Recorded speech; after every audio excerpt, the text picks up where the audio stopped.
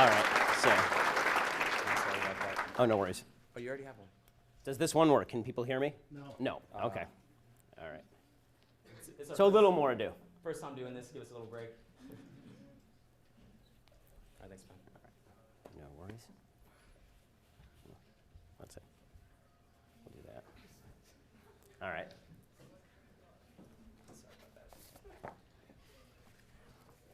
Well, thank you all for coming out. Really appreciate it. I want to thank the Mizzou College Republicans for showing an enormous amount of backbone and fortitude putting this together on such short notice and doing the hard work of making people aware of the event. Yeah, we have a round of applause for them, for sure.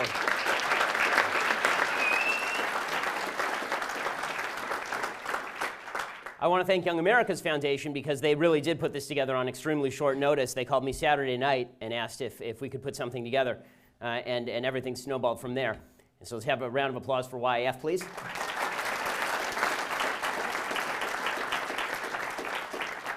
And I want to thank the police who've done an incredible job making sure that everything stays safe. Even the left should thank the police, even if you're too busy calling them racist murderers without evidence.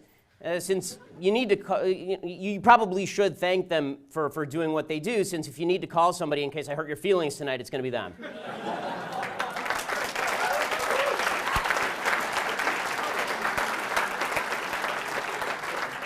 You precious little snowflakes, you. Okay, I want to start by telling you a story. It's not from this campus. It's from another campus, Vanderbilt University in Tennessee. Just a couple of days ago, on Monday, 200 students decided that they'd had it with the administration. They decided they were going to protest the administration. They were upset about the microaggressions of the administration. They didn't cite any particular incidents. They couldn't explain what the administration had done that was dramatically wrong. So they went and they protested. They demanded diversity classes and a more diverse university, all the usual list of demands that have more to do with racism of skin color than they do with actual diversity of thought. Well, the next day after all this happened, a bag of poop showed up at the front door of the Bishop Joseph Johnson Black Cultural Center. And the end of the world ensued, as it's likely to do these days. And the student activist group rushed to Facebook, and they announced what they called the Vile Act. And they said, quote, "The violation of a place that in many ways is the sole home for many black students is deplorable. As many of us sit in grief, recognize that these types of actions are what we speak of when we note the reality of exclusion and isolation of students of color, and specifically black students, on our campus." The police investigated, and they didn't end up prosecuting anyone. So clear instance of systemic racism, right? Well, not so much. Turns out the bag of dog doo was put there by a blind girl. The blind girl had been walking her dog. She picked up dog doo in the bag, and she couldn't locate the nearest trash can. So she did what she had been instructed to do, which is you leave it outside of a building so that the next civilized person who walks out takes it and throws it in the garbage. So pretty quickly, this happened just this week. Pretty quickly, the student group had to come out with an apology. They ended up deleting the post and apologizing. And then, this is just the best part because the left never sleeps, they issued a statement about how the needs of students with disabilities on the campus were also marginalized.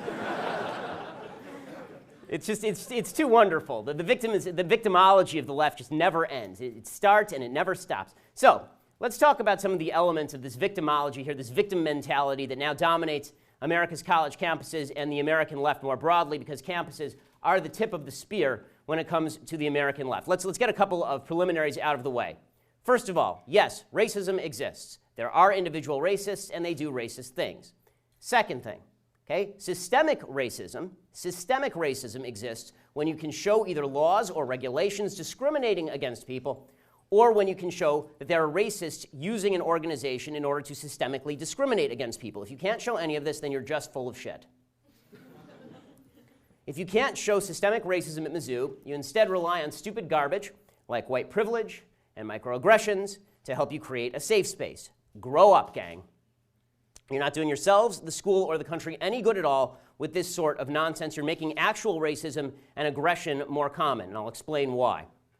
So first of all, let's start with the notion of white privilege, which has become this buzzword that you hear all the time now. White privilege is responsible for everything up to and including the Kardashians. It's responsible for everything, white privilege.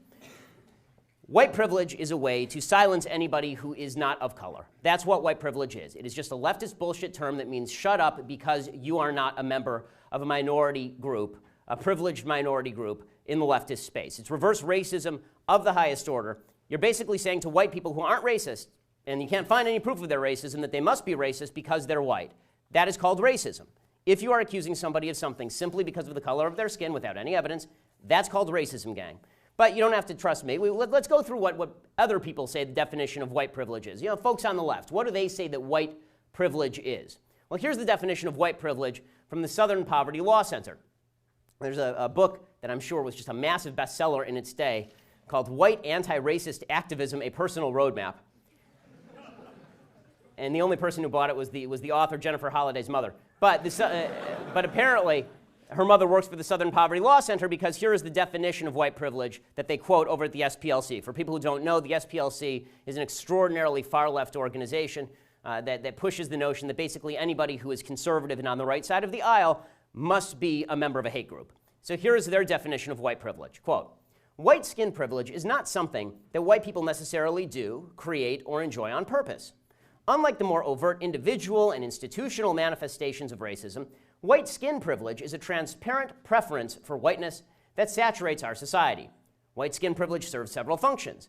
First, it provides white people with perks that we do not earn and that people of color do not enjoy. Second, it creates real advantages for us. White people are immune to a lot of challenges. And finally, white privilege shapes the world in which we live, the way we navigate and interact with one another and with the world. Okay, when my daughter spits up, she's 22 months old. When she spits up, it sounds like this. So let's talk about the perks. Let's talk about the perks that white privilege supposedly confers upon you. So she says, the author here, she says that perks that are conferred upon you by white privilege include things like when you go to the grocery store and you get a Band-Aid, the Band-Aid is your skin tone. Seriously, is what she says. Right?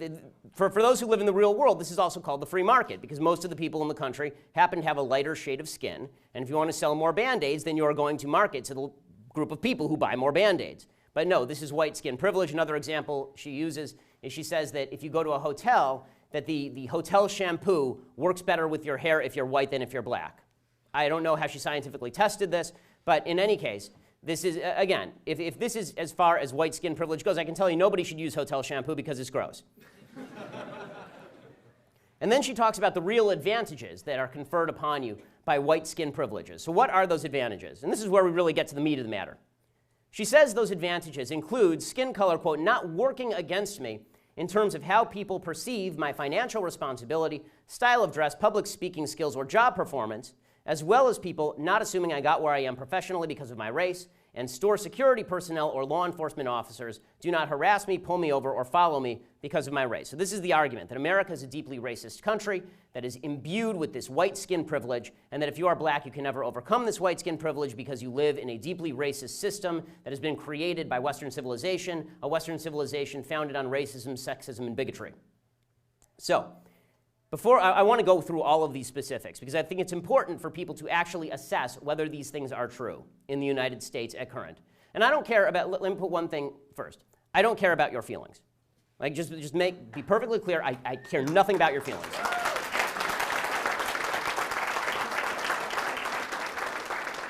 I don't want to hear about your feelings. I don't want to hear about your subjective emotions. I don't want to hear about your heart cries out to the, I don't care, you're not my wife, you're not my kid, I don't give a damn. Okay, so that being the case, let's actually talk about what is provable and what is not provable, and what accusations have been leveraged and which ones are actually supportable. Okay, first of all, statistical disparity does not necessarily mean discrimination. This is the first thing you need to know. Okay, anybody who's ever been in a statistics class knows that this is true, right? If they still teach statistics and it's not too much of a microaggression. So statistical disparity does not always mean discrimination. Right, the vast majority of people who play in the NBA are black. Very few of them are 5'9" Jews. Right? That is not because there is some sort of anti-Semitic conspiracy to keep 5'9" Jews out of the National Basketball Association. I mean, I can't complain that I don't play for the Los Angeles Lakers. Right? This is because the reality is that in America, it tends to be, just as a general principle, meritocracy rules. That's true from the NBA to the halls of academia, and it is certainly true on college campuses. Okay, so let's go through some of the accusations that have been made about white skin privilege. So financial responsibility, right? So this particular author, she said that one of the things that works against you if you're black in the United States is how people perceive your financial responsibility. Okay, first thing to say here, capitalism is colorblind. The only color that capitalism cares about is green. Okay, capitalism seriously doesn't care about your color, it doesn't care about your race, it doesn't care about your sexuality. In fact, capitalism is the single best way to overcome racism and sexism and bigotry and homophobia, because if you decide to be any of these things, if you decide to be a racist, sexist, bigot, homophobe, the guy next door will not, and he will take all of that money from you. You will be outcompeted. This is the beautiful thing about capitalism. Your advantage in the marketplace is catering to as many clients as possible and to hiring the best people possible. But the usual statistics that are thrown out are statistics about, for example, lenders systematically discriminating against qualified black borrowers. The truth is that if banks routinely did this, they would go bankrupt, of course, because there would be other banks that came in and spend money on black borrowers, and those people would pay back their loans, and these banks would be able to make a mint off of all of this. In fact, it turns out that according to a University of Iowa sociologist named Sarah Harkness, she did a study just last year, it turns out that lenders actually discriminate against black males and white women for some reason. Or they don't discriminate at all, right? Because her statistical size was not big enough. But what she came up with was that black women were lent to at the same rate as white men in her experiments, which just doesn't make any sense. So you have to start thinking, is this something that we ought to take seriously or something that we ought to take with a grain of salt? But I will tell you one area in which there was discrimination, and that is the widespread perception that black people were not getting loans led the federal government to create a subprime lending program specifically designated to get people of minority ethnic status into homes they could not afford with bad credit. Okay, if it had all been lending discrimination, you would have assumed that Fannie Mae and Freddie Mac would have been fine. There would have never been a subprime mortgage crisis.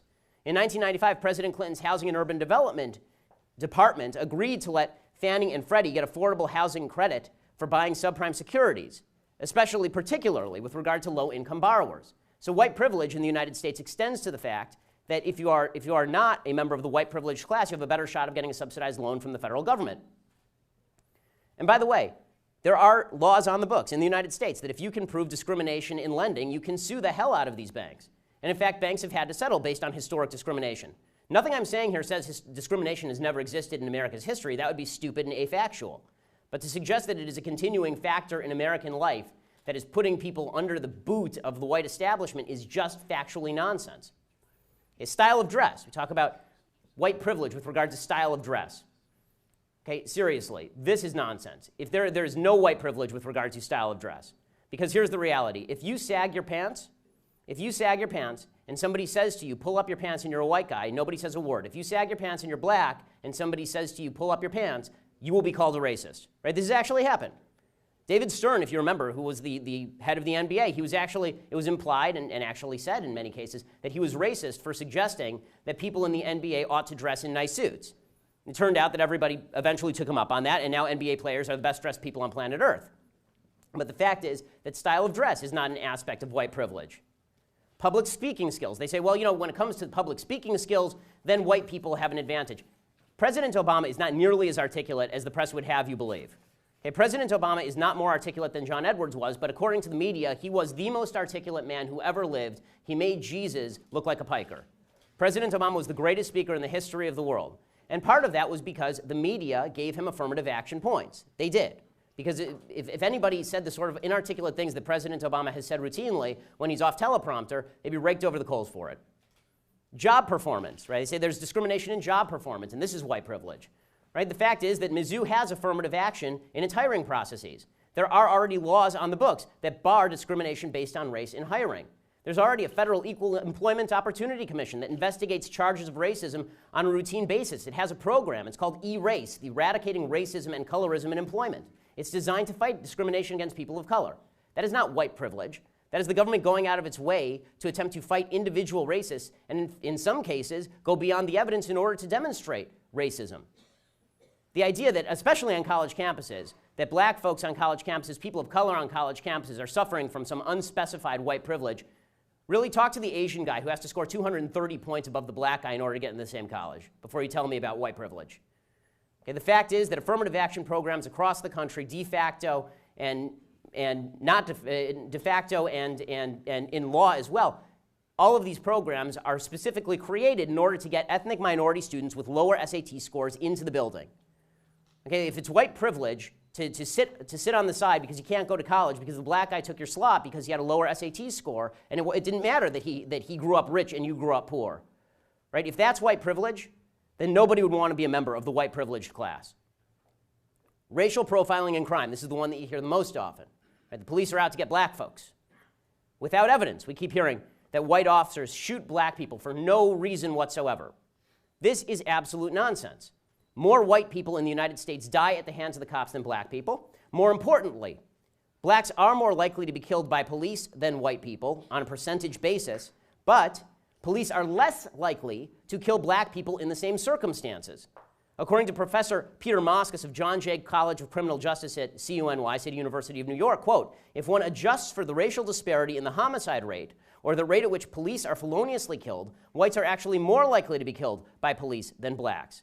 In other words, if you take a look at the murder rate in the black community, which is significantly higher than the murder rate in the white community, and you use those statistics rather than just general population statistics, what you see is that the cops overrepresent in terms of the number of whites that they kill as opposed to blacks that they kill. How about racial profiling when it comes to speeding? Right? You get this one a lot. Driving while black.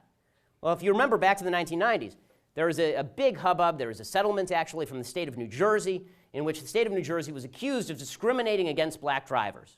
Right? Black drivers were saying that they were being pulled over for no apparent reason. Well, the Department of Justice and the New Jersey Attorney General commissioned a study, and they clocked the speed of all the drivers. Instead of just assuming that everybody drives the same speed regardless of race, which again was an evidenceless proposition, they actually went ahead and they looked at how do people drive in the state of New Jersey. Turns out that black people sped disproportionately. Blacks were 25% of all the people speeding and 23% of all the people getting speeding tickets. Right? So the idea that just because there's a disproportionality that is evidence of racism, it's just not true. How about sentencing disparities? I mean, as long as we're myth-busting all of this, how about sentencing disparities? Right? There's this idea out there that black people and white people who commit the same crime, they go to jail for different periods of time. Particularly, people like to cite the disparity between crack and powder cocaine sentences. Okay, the fact is that the reason that there is a disparity between crack and powder cocaine sentences is because it is easier to distribute crack, and it is easier to sell crack, and it is easier for people to get high off of crack.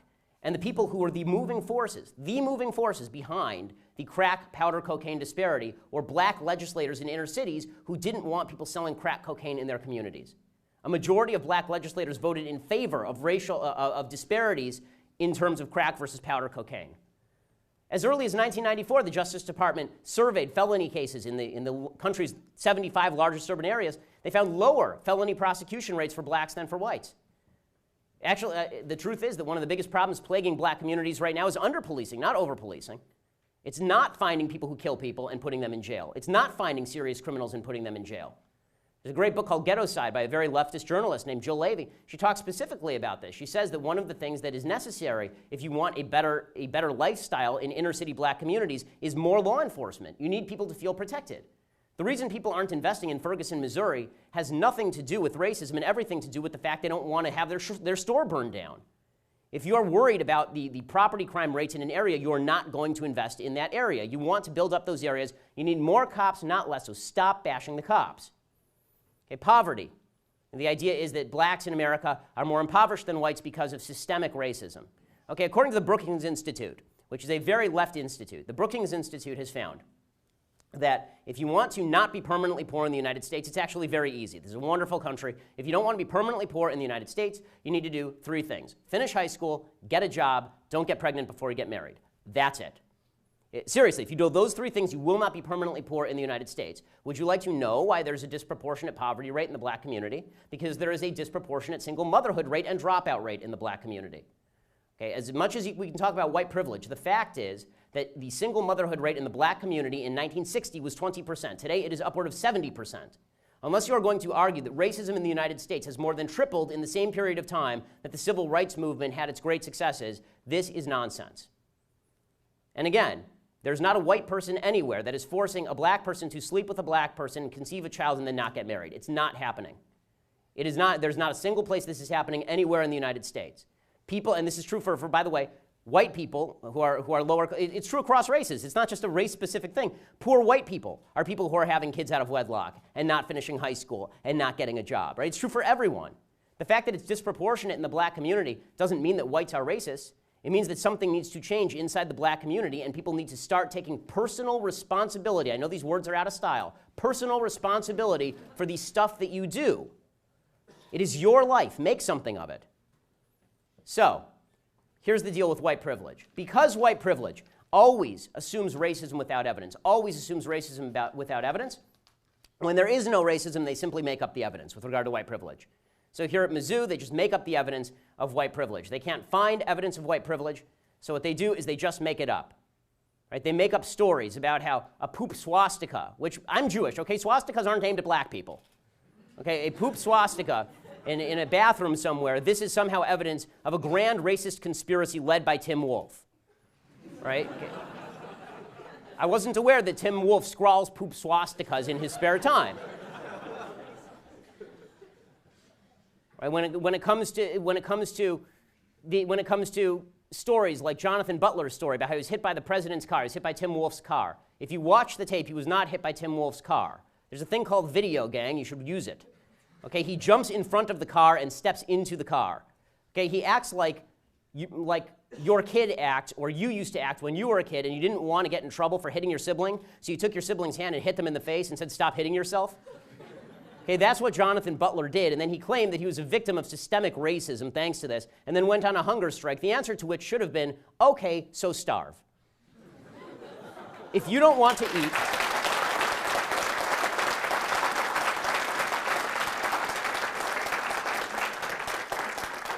it's a free country, gang, and if you don't want to eat, it's your own damn problem. And they make up evidence with regard to things like Michael Brown. Okay, we're still hearing that. We heard that here on this campus, that this whole big movement here sprang from what happened in Ferguson. Never have I ever heard a better example of how bullshit in one place turns into bullshit in another place. Okay, Michael Brown was a bullshit story from the absolute beginning to the absolute end. Eric Holder's racist Department of Justice found that the shooting of Michael Brown was entirely justified. St. Michael of the gentle giantedness was a thug, he was a criminal, he strong-arm robbed a convenience store, he punched a cop, he tried to grab the cop's gun, the gun went off, he then tried to charge the cop according to the testimony of black witnesses in Ferguson. That is why the grand jury did not go forward. So, but again, if you believe in white privilege and you can't find the evidence, then you just make up the evidence. It's really convenient. This is also true, by the way, with regard to the grand crusade that surrounded St. Trayvon of the Blessed Hoodie. Right? The fact is that Trayvon Martin was sitting on top of George Zimmerman by witness testimony and physical evidence, sitting on top of him, banging his head into the ground, breaking his nose, and then George Zimmerman shot him. Okay, it's all there. It was all there when they did the trial. But it turned into another instance of racist white Hispanic people, right? Because George Zimmerman was actually Hispanic, but he is the first white Hispanic in history, just like Barack Obama is our first white black president because he was half black and half white. George Zimmerman turned into a white Hispanic, the only one that has ever been. He's like he's an endangered species wandering the plains. When you make up your own evidence, and when you don't have the evidence to back what you're saying, then we end up in this bizarre space, this bizarre space where your own subjective truth is what truly matters. Right? What we hear is, well, I may not have the evidence to back it up. I may not have filed a police report. Right? I may not really know that the KKK is wandering around on Mizzou's campus. Right? I may not know it. I don't know, but I feel it deep in my bones. I feel like they're reenacting. Deep in my bones, they're truly and absolutely reenacting Birth of a Nation out there on the quad. That's what they're doing. And it doesn't have to be the truth. It just has to be my truth. It's just my truth. Okay, folks, there's another name for your truth, and it's bullshit. Okay? The fact is that there is something called truth, and there is something called not truth. Okay? There is no such thing as your truth. If it is your truth and you have no evidence to back it up, it is not the truth, it is your feelings. And as I already said, going back 10 minutes, I don't care about your feelings. Your feelings are unimportant. To mature people, the subjective feelings of others are only important if you're married to them. Okay, facts don't care about your feelings.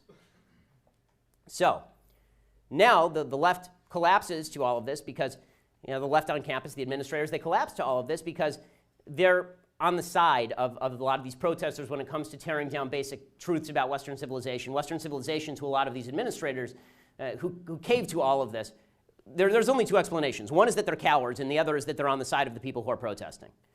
Cowardice is definitely a plausible explanation for a lot of these folks because they're not used to being assaulted this way on a rhetorical level.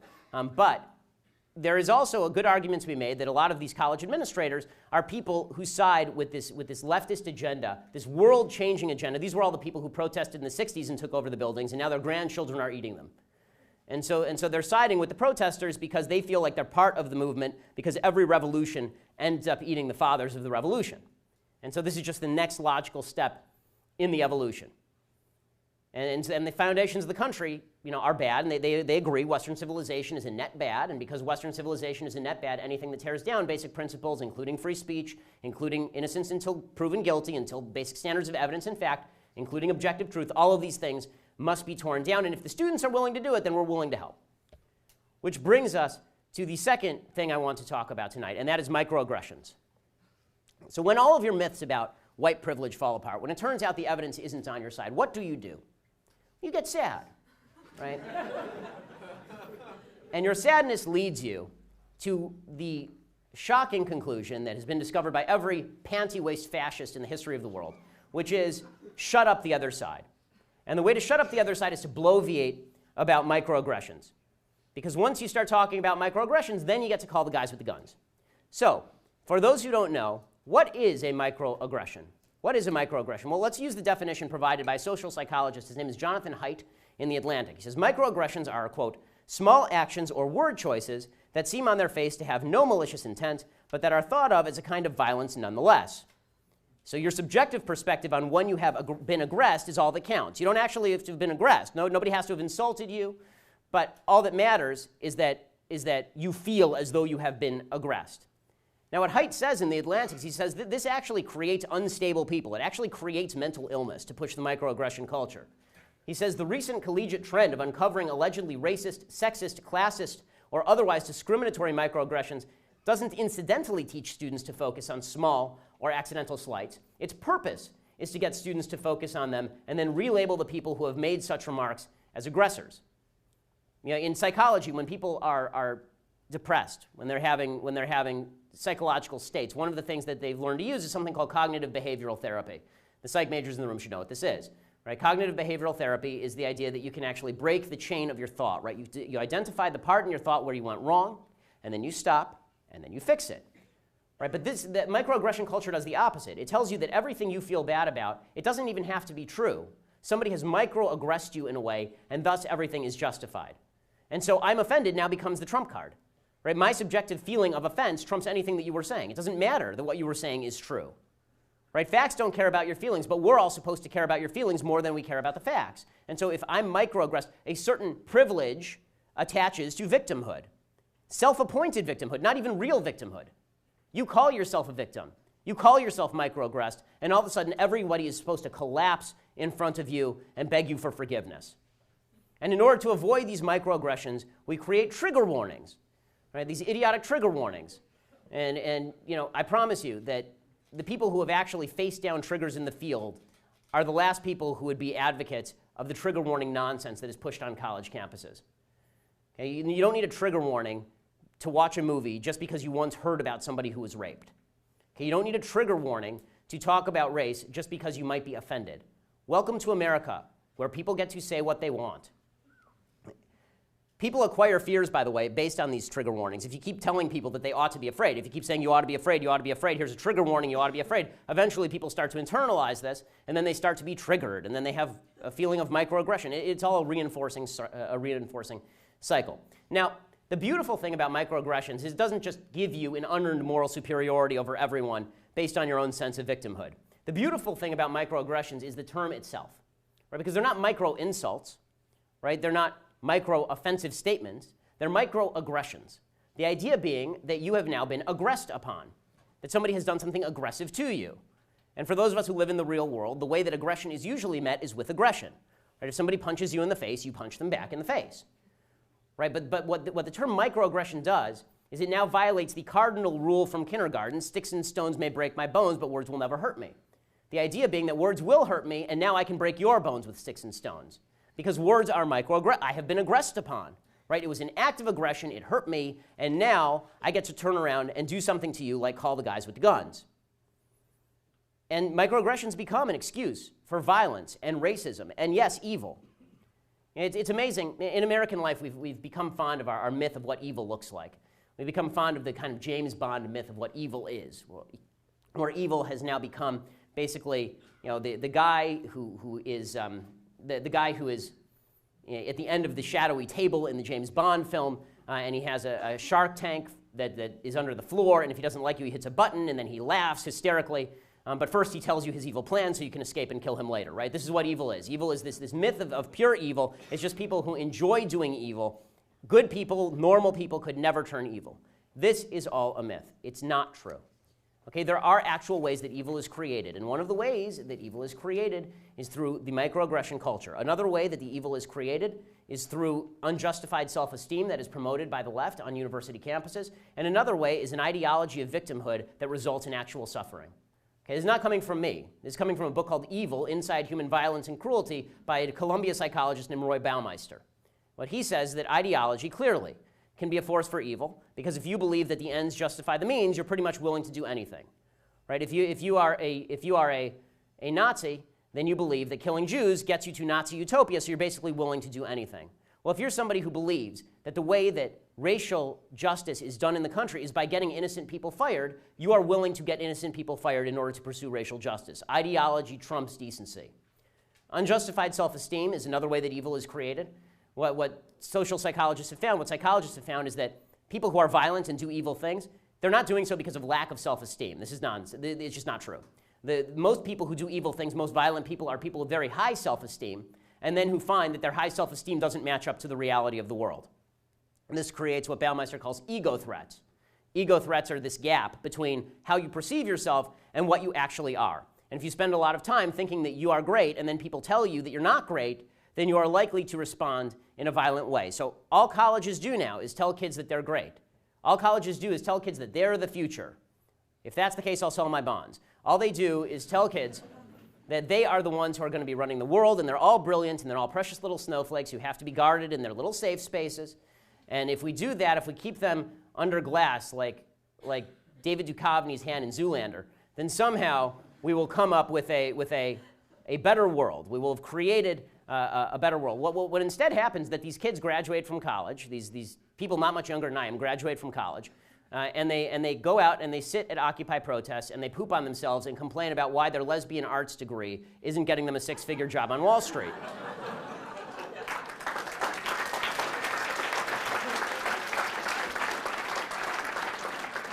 And this ends with aggressiveness, and this ends with nastiness, and this ends with bad behavior, which is exactly what Occupy Wall Street ended in. I mean, people were raping each other at Occupy Wall Street protests. People were engaging in acts of violence at Occupy Wall Street protests. And finally, the microaggression mentality. The microaggression mentality. When you think of a spousal abuser, for example, they say the difference between a normal husband and a spousal abuser is that if I'm in the car with my wife, and my wife says to me, that restaurant, it looks too expensive, we shouldn't go there. Then a normal person goes, okay, that restaurant's probably too expensive, we shouldn't go there. The spousal abuser, he says, that's an implicit critique of my earning ability as a man. She deserves a smack in the jaw. Right? That's the microaggression culture at work.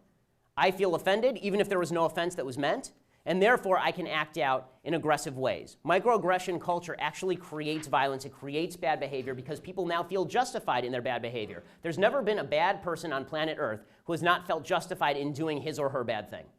And all colleges do now is give people reasons to feel like they are justified in doing the bad things that they want to do. Because once you've been microaggressed, once you're part of the self-designated victim group, driven to extremes by the evils of white privilege, you can now ban white students from black safe spaces, right? You can ban them, which, by the way, is a policy the KKK loves because the space is both separate and equal. Right. You can call the cops. You can call the cops. You can have the police investigate hateful remarks, as the notice went out from MU a couple of weeks ago and is heavily covered. And I tweeted out that everybody should immediately call the cops and inform them that Professor Melissa Click was engaged in microaggressions against people and actual aggressions against people. You can ban reporters from public spaces by calling for muscle. By the way, why Melissa Click is still employed at this university is absolutely beyond me. There is no way in hell anybody should be paying her salary.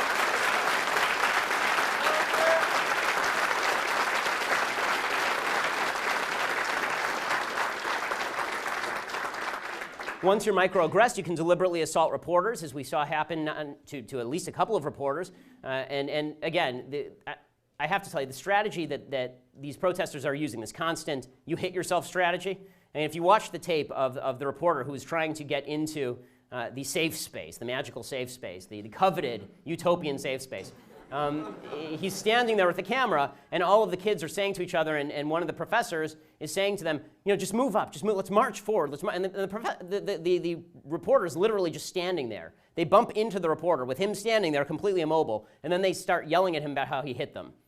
And it's just childish behavior. This is spoiled brat behavior. You can excuse pastors being punched inside the free speech zone, right? You can do anything. Once you've been microaggressed, microaggression gives you superpowers. And the beauty of it is that you give yourself the superpowers because you're the one who determines whether you've been microaggressed. You don't even have to show proof that you were microaggressed. You were because you feel it deep in the cockles of your heart. So finally, all of this, the white privilege, the microaggressions, this provides the impetus for the safe space, the vaunted safe space, which I know I have violated multiple times tonight. And I got to tell you, I don't give two hoots in hell. The system is so corrupt, it's so inescapable, and you've made it so corrupt and so inescapable to yourself that you need a safe space. Everybody needs to be put outside the safe space, and reality must not intrude. The South Park song about safe spaces is exactly what these people think. And let me tell you something about safe spaces. There's only one group of people who want safe spaces that are race-specific. There are only one group of people that want safe spaces so that they never have to hear from anybody of a different ideology or political persuasion. Those people are called fascists. Okay, and you've got a bunch of fascists, damn fascists on this campus, who are trying to shut down political debate and trying to cloister themselves in this little cocoon of stupidity so they don't have to debate anyone or think about issues outside their kin so that they can feel comfortable. Guess what? Life isn't about feeling comfortable. Life is about bettering yourself. Get off your ass, you stupid pansies.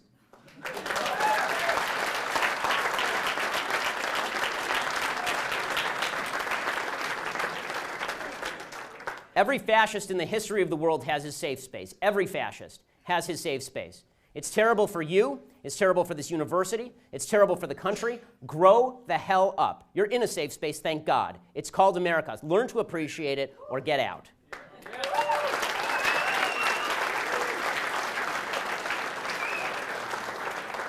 I'm happy to take questions. Thanks so much.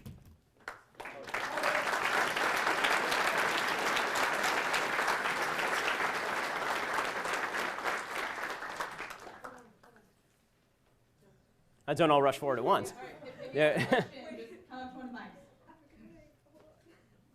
It can be about anything. It doesn't have to be about me ranting at people.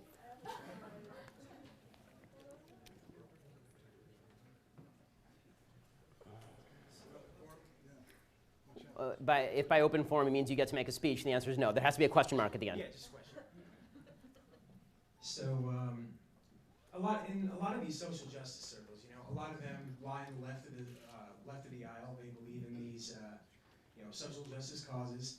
But in a lot of these really super liberal countries in Europe, such as like Sweden, France, Belgium, you see a lot of covering for a lot of more problematic and radicalized beliefs of Islam, such as like. No, I read you. Yeah. Okay. And this kind of goes back with the video you made about a year ago about the myth of the tiny radical. Muslim, yeah, the tiny radical Muslim minority, yeah. So why do you think that liberals are so quick to sort of judge imagined racism in white people and white Americans, yet they seem to cover for it in Islam? Yes, this is a good question. It is a good question. So the question is for people who, we have a mic, so I assume everybody heard it, but the basic question was, why is it that the left seems so comfortable siding with radical Islam in so many situations around the world? And the answer is because leftist philosophy is based on the philosophy of the oppressed versus the oppressor. Right? The way that the left judges the world is based on equality of outcome. All that matters is that everybody ends up equal. It doesn't matter equal opportunity. Leftism is based on the fundamental premise that everybody should end up the same. So if there are two guys in a room, one guy has $4 and one guy has $1, the guy with 4 must have exploited the guy with 1. Or if there's a homeless guy and Bill Gates must have exploited the homeless guy somehow, even if the homeless guy can't afford a crappy version of Windows. Right? He must have exploited him. Well, the same holds true internationally. So if you look internationally, Islamic countries tend to be incredibly poor because they're badly run and because they're oppressive and because they're tyrannical. And because all of that is true, these countries do not do well on the international stage. The left, however, just sees impoverished country, super wealthy America, super wealthy West, Western civilization must have made them poor through colonialism and imperialism. Therefore, we owe some sort of blood guilt on this, and so we have to be warm toward what are essentially philosophies of people who are impoverished. So the left believes that ideology, religious ideology, is basically just a sheer cover on poverty. Right? The only reason that radical Muslims are radical is not because of radical Islam. They're radical Muslims because they are poor. And so if we could just rectify that situation, everything would be hunky-dory. That's why they're so warm. They side with the oppressed versus the oppressor, and the oppressed are always the people who are poor, even if the oppressed are actually the oppressors and killing people. What would you suggest the best way for those of us who dissent against the views and methodology of the concerned student movement to try and combat this change that's occurring in our student body and just campuses across America? Well, I think that the most potent thing that concerned students have done is they've pushed a language that we have refused to fight. So that they say things, they spout tautologies like racism exists. I agree. That was one of my fundamental premises at the beginning, right? Racism on an individual level definitely exists, of course. You'd be a fool to deny it. And then they say, okay, well, because there are individuals who are racist, everything is racist. You have to reject the logic. You have to call on them to show evidence. And you need some people with backbone. I mean, really, we now live in a country where the ultimate argument ender is you're a racist, right? This is basically how everybody is silenced. Tim Wolf is a racist. He's a racist. How do we know he's a racist? Because he's a white guy, which is racist, right? By the way, it is totally incredible to me that Tim Wolf is supposed to be this great beneficiary of white privilege, but your football coach, who gets paid $3.1 million a year, and is a white guy, right? He's not a beneficiary of white privilege because he sides with concerned student 1950. Right? He's a good guy, so he's not a white privilege guy, or at least he recognizes his white privilege. But Tim Wolf has to lose his job. Right? So the answer is that the sophistry of the left has no impact unless you internalize it. If you just refuse to accept the narrative that they are pushing, there's nothing they can do to you. What would have happened at this university if Tim Wolf had looked at Jonathan Butler and said, okay, so what? Right? Really, what would have happened? What would have happened if he had said to Jonathan Butler, you stepped into my car? Right? If he said to Jonathan Butler, every racist incident that was reported to the police was fully investigated as appropriate under local, state, and federal law, which is true. Okay, if he had said that and Jonathan Butler had kept hunger striking, do I think Jonathan Butler was going to die for his beliefs? I think mommy and daddy, who are worth $20 million, would probably bought him a popsicle.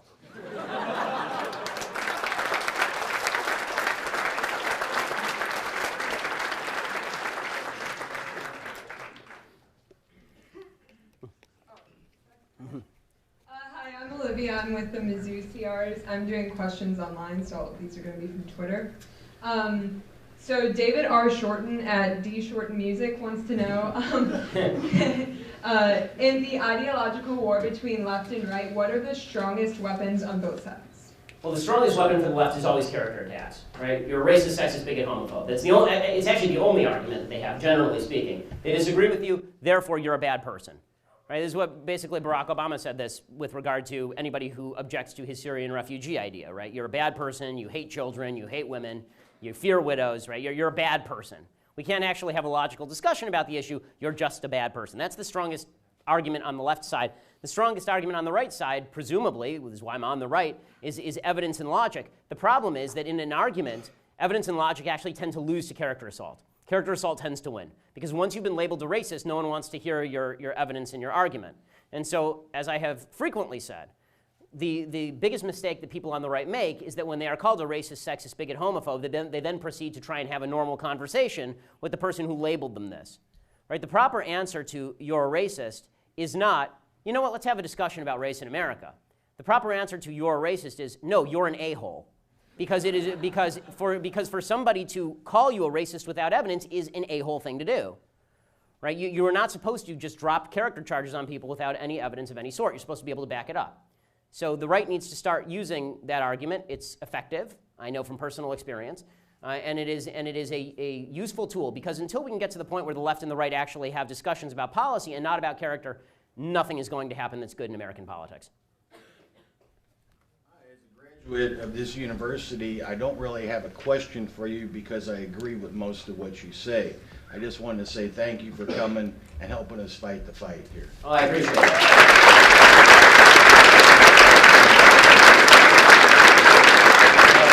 Thank you, sir. Thank everybody for showing up, honestly, and being willing to stand up in the face of overwhelming media jackassery, because I'm a frequent watcher of ESPN, which has now become basically MSNBC with footballs.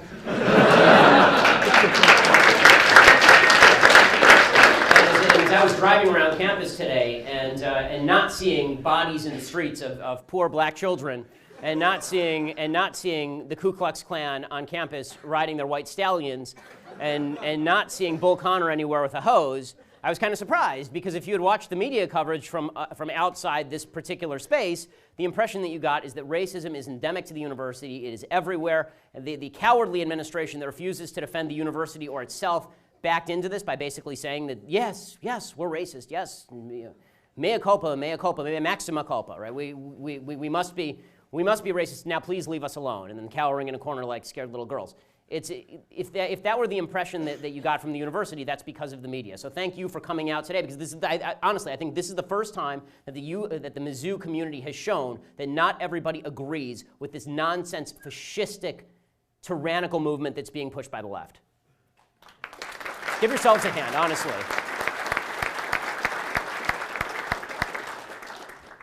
Hi, I'm Josh Ferry. I have a lot of questions for you, so if you want to come over for Shabbat dinner. Oh, I appreciate it, thank you. So, as a Jew, I've obviously experienced, racism from time to time. I mean, unless somebody had a really bad day at dining hall, that poop swastika was meant for people. So, for somebody like me who obviously sometimes agrees with what's happening on campus, not in the sense of how it's being taken care of, but at the fact that, yes, I agree, like you said, there is racism here and there. Sure. So, as somebody who believes that, and who strongly supports Israel and its right to exist and stuff like that, how do you suggest dealing with activists like on campus, these Black Lives Matter groups and other groups aligning themselves with like BDS movements and boycotting Israel movements, where when I sometimes agree with them, but then they do that, I'm like, whoa.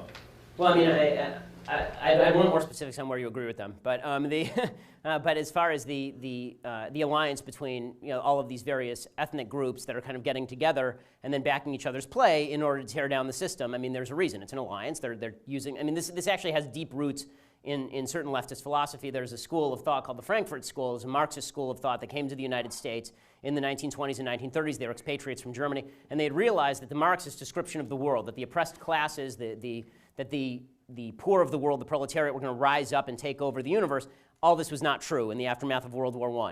And so they had to come up with a different strategy for how to make this happen. And one of the things that they suggested was polarize people along tribal lines, along racial lines, and then have everybody sort of attack the capitalist system as the source of all racism. And so you're seeing that alliance in action right now. I mean, that's really what you're seeing, because for goodness sake, I mean, forget the Black Lives Matter movement for a second. Think about the bizarre juxtaposition between the boycott, divest, sanctions movement against Israel and the LGBT crowd. Right? I mean, talk about something that makes no sense whatsoever, right? I mean, they literally kill gay people in certain parts of the Middle East, and there's actual legal punishment for homosexuality under the Palestinian Authority. But yet, the LGBT crowd will side with the anti-Israel crowd. That's because there's a broader agenda, not because they agree on every particular. The only way to fight that is by calling it out when you see it, and not caving to this generalized idea that America is a terrible, oppressive, terrible place. Honestly, the people at this university, we are privileged to live at such a time in history. For all the problems that I have with the current administration, and for all the problems I have with the American left and the international left, and for all the skepticism I have about the future, this is, if you could live in any time of history, it would be right now. I mean, living right now is a magnificent thing, and living in America right now is the best any group of human beings has ever had it in the history of the world. And so having people rip down the system that built all of that, saying, oh yeah, we'll make things better by taking away all of the fundamental notions of freedom and liberty that undergird that truly is an evil goal. Hi, my name is Victoria. I'm a freshman journalism student here. I actually have two questions for you. I'm in a class right now where our entire grade is based off of papers we have to write, specifically dealing with issues like how white privilege has affected marginalized groups of people over, like, throughout history. Yes, something specific like that. It's not the journalism class, but how would you suggest, like, somebody, like, for me, for example, who believes that, it's kind of bullshit, is when in the face that my entire grade is based off of doing something like this. And also, I saw you on the Dr. Drew show a few months ago when Zoe Tur put their hand on the back of your neck, and I wanted to know what happened with that. Yeah. No, you don't have to get in trouble. I'll do it. The first answer as to should you sacrifice your grades in order to write correct things on your test, the answer is no. Don't sacrifice your grades. If you were to dig up my blue books from UCLA 15 years ago, you would find that I wrote like Lenin, because in class I would speak up, but then all of the tests were anonymous. I never suggest to any student that they sacrifice their grades and their academic future on the altar of doing the right thing, because you're not going to get any points for it. Nobody's going to know about it. And these teachers, the intolerant ones, do have your grades in their hands, and to a certain extent your future in their hands. As far as the Zoe Tur incident, for people who didn't see this and don't know what she's referring to, it's kind of a fun story, so I'll tell it. Story time with Ben Shapiro. So about 3 months ago, you can find this online. Go to YouTube. It was a very big story at the time. It was like the #1 trending topic on Facebook and Twitter. I was invited to go on CNN Headline News on the Dr. Drew show.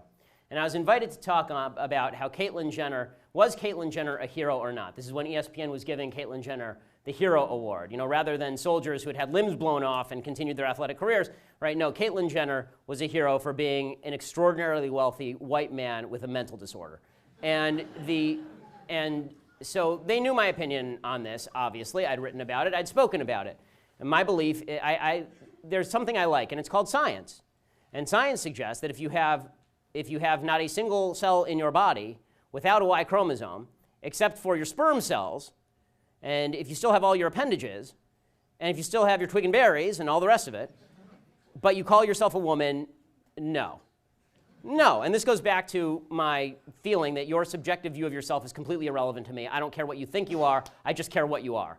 And so, you know, they knew what I was going to say. I'd made this very clear. The producer of the Dr. Drew show, who happens to be a former producer, he told me, on Jerry Springer, decided that it would be a wise idea to have on, to debate me, a guy by the name of Zoe Tur, who is a transgender woman, is a post-op transgender woman, and is a he, because he is still a he. You can lose the parts and you are still a man. Okay, so they decide to seat the two of us next to each other. And so we're seated next to each other, and this debate starts, and everybody's talking about, is Caitlyn Jenner a hero, or is Caitlyn Jenner not a hero? And finally they come to me, and I said, I don't understand why we are engaging in mass delusion. Right? Well, why are we doing the Emperor's New Clothes bit? All right, we all know Caitlyn Jenner's a man, and we're sitting here pretending Caitlyn Jenner's a woman. And at one point I said to one of the guys on the panel, would you date Caitlyn Jenner? Right, you're a straight guy, would you date Caitlyn Jenner? And the answer, of course, is no, because Caitlyn Jenner still has a penis. Okay? It's the most feminine penis you've ever seen. And it's... And so, you know, I say this, and microaggressions everywhere. And just as I say, microaggressions lead to actual aggression. So what happened is I said this, and this transgender guy sitting next to me, he grabs me by the back of the neck on national TV and says, if you don't cut that out, you'll go home in an ambulance, or I'll send you home in an ambulance, which is weird because ambulances don't go home. And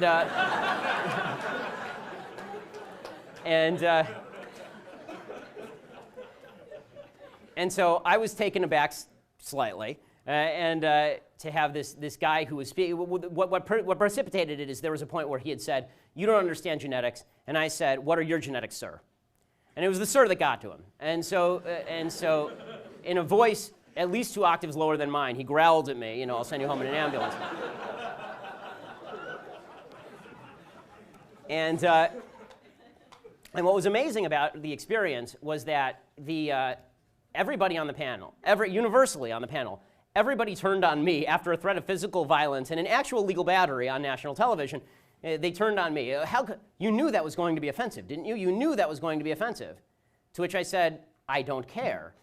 Right? That's not, my job is not to be inoffensive. My job is to tell the truth. I mean, you had me on this program to say exactly this. Well, the outcome of this is that I went and did what really mostly to make the point that you're not supposed to be able to get away with this stuff. I went and I filed a police report for battery. And I did so because during the break, Zoe turned to me and said, I'll see you in the parking lot. They'd send security out to the outdoors with me. They'd send him to my car. He was threatening me on Twitter, saying he would curb stomp me, et cetera. Which I have to say, is deeply unladylike behavior.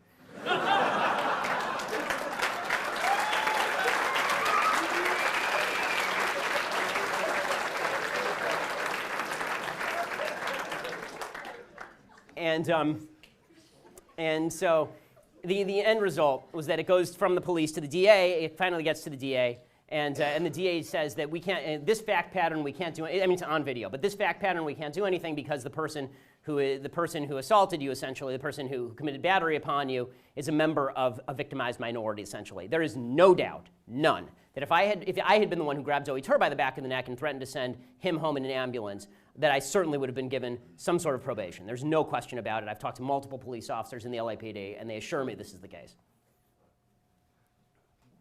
My name's Jackson, and I followed you on Twitter after seeing that on ESPN, and one of the best decisions of my life. My question to you has... You need more stuff in your life, dude. My question to you is about the Syrian refugee immigration, and what your opinion on that is, even though we have roughly, I believe, 50,000 homeless vets? Yeah, I mean, the fact is that, for me, it's not even a matter of the number of people coming in, because in a free market economy, you know, all that does is just lower the price of labor. So I don't think it's a matter of straining our, I shouldn't say that. It is a matter of straining our social services, but that is not my primary concern. I have two primary concerns when it comes to the Syrian refugees. One is obviously the fact that we can't screen them. And despite the Obama administration's protestations, that yes, we have beautiful vetting procedures, right? The same vetting procedures that got you Major Nidal Hassan, the same vetting procedures that got you the Chattanooga, Tennessee shooter, the same vetting procedures that got you the Sarnia brothers, right? All of these vetting procedures, they say that they're going to do biometric scans, which are completely useless unless you actually have physical evidence of these people committing criminal acts elsewhere, right? You have nothing to scan them against. It's like saying they're going to fingerprint these folks. Well, unless you have fingerprints at a crime scene somewhere else, that doesn't make any difference. They say that they're going to interview them. What does that interview look like? I mean, really, what is that? They say apparently the people doing the interviews have 8 days of training on Syria, and then they're thrown right in. They say that they're going to do background checks. By calling whom? Who do you actually call? You call Bashar Assad and ask him for his information. Right? So it's nonsensical. People on Homeland Security Committee know this is nonsensical. Today, the House passed a bill curbing Syrian immigration after Homeland Security came and made a presentation. They actually lost votes after the Homeland Security presentation. So that's one issue. The other issue is, what is the nature of the immigrants that you're bringing in, period? And this is not a religious issue, it's a values issue. Are the people who you're bringing in going to make the country a better place, or are they going to make the country a more polarized place? Do they have any experience with Western-style democracy? Do they believe in any of the same American rights that we believe in, or not? And that's a very relevant question to ask about any immigrant and any class of immigrants. Now, do I think it's stupid to say you're not going to bring in 5-year-old orphans? Yes, I think that's dumb. But do I think that it's not stupid to say you ought to look at the values of the people that you're bringing in? I would say that about people of any religion. And the fact is that when you're talking about people who are coming from a place like Syria, which has no history of democracy, no history of human rights, no history of basic American rights like freedom of speech, no idea of what equality of the sexes looks like, there's going to be a culture clash. Look at Europe. Europe is full of culture clash because of the vast wave of Muslim immigration. So on those two levels, I'm extremely worried about the Syrian refugee wave. And by the way, question for the Ummah, right, the Muslim nation that is supposed to take everybody in. There are 1 billion Muslims on planet Earth, and there are 52 Islamic majority countries on planet Earth. None of you have room for these folks? None of you? Right? Turkey is taking in about 2 million of them. 15% are still in refugee camps. The truth is that the Ummah has a pretty poor record of taking in refugees. Right? For all the talk about how it's the Israelis who are victimizing the Palestinians, for example, there are still, 70 years later, 10 refugee camps in Jordan. There are 13 refugee camps full of Palestinians in Syria. There are refugee camps in the south of Lebanon for Palestinians 2 generations after the creation of Israel. By contrast, Israel has taken in every wave of Jewish refugees that has ever existed. So you know, I'm getting tired of hearing the sort of unearned moral superiority of the Muslim world when it comes to, oh, you Westerners, you have to take our refugees.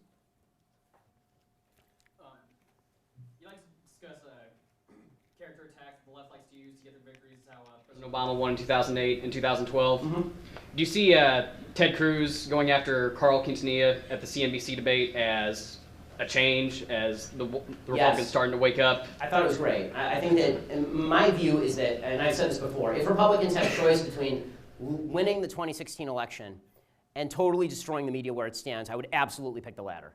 The mainstream media is a disaster area. They are corrupt from top to bottom, and I'm glad that, and the truth is their corruption can only exist on the back of Republican stupidity. Because it's Republicans who go on these shows and then give them the patina of legitimacy that they don't deserve. Right? It's Republicans who go on. I mean, what was amazing to me is when the George Stephanopoulos stuff started to break. Oh, George Stephanopoulos gave lots of money to the Clinton Foundation. I remember sitting there being like, wait, he was their chief of staff. Like, why is this a shock? Why is this taking him down? Nobody realized this for the last 20 years? And the reason is because there's sort of a collective action problem in that Republicans who want to go on TV go to places like ABC News and they say, I want to be on TV and I'm happy to treat George Stephanopoulos really well and pretend he's objective in order to get on TV. So John McCain will do that. If Republicans en masse just started saying to people at the top of interviews, this isn't even be mean, this is just real. I'm a conservative, you're a leftist, that's my bias, your bias is now clear, let's have a conversation. It would totally change the tenor of the debate. There's a reason CNN and MSNBC don't like to have me on, because I actually do this. I mean, there's multiple videos of me doing this to various, I did it to HuffPost Live last week, right? Because people's biases matter. No one is unbiased. And the so-called objective media it doesn't exist. I thought what Cruz did was great. I think the Republicans should keep it up, and if they don't keep it up, they're going to lose. Hi, I'm back.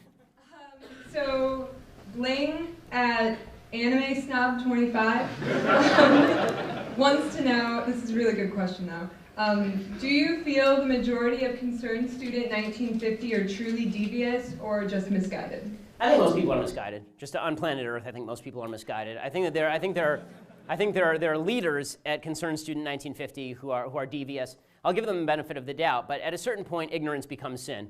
And when you do this long enough and you're victimizing enough innocent people, the only innocent person who was actually victimized in this whole debacle was Tim Wolf, who didn't do anything and is a white guy who lost his job for being a white guy. And if you were part of that, you should feel ashamed of yourself. You really should, because he didn't do anything to have that coming. He really didn't.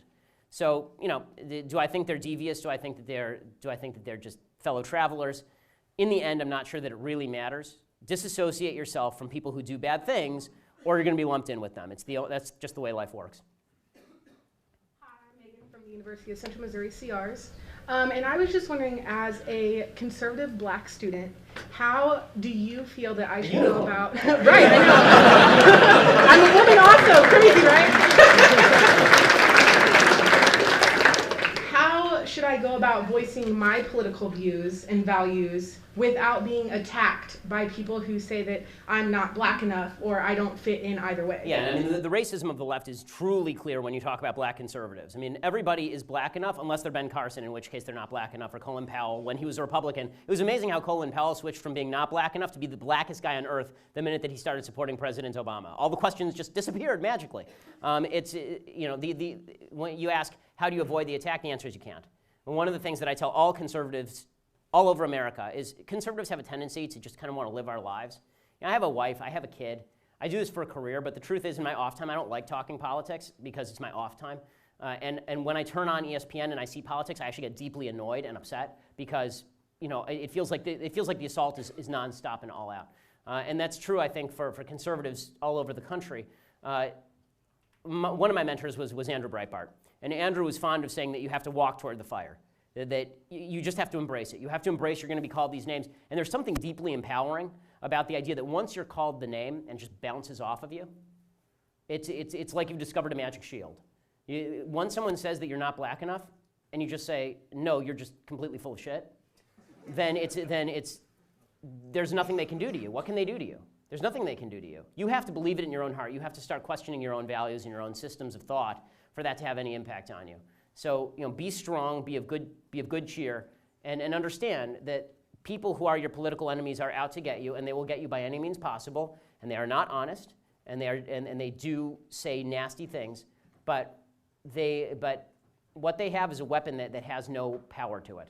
Once you realize that, it's a very, very empowering feeling.